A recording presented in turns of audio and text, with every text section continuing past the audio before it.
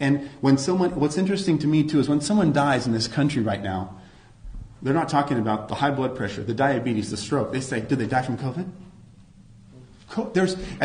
We've been to hundreds of autopsies. You don't talk about one thing. You talk about comorbidities. Their vessels were narrowed. Their lungs were a smoker. COVID was part of it. It is not the reason they died, folks.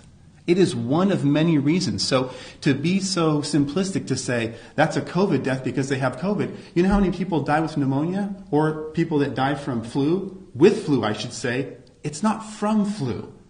Their lungs were compromised by COPD. They had a heart attack 2 years ago. They have a weakened body.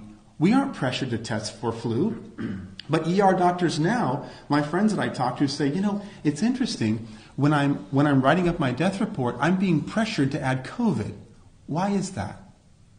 Why are we being pressured to add COVID to maybe increase the numbers and make it look a little bit worse than it is?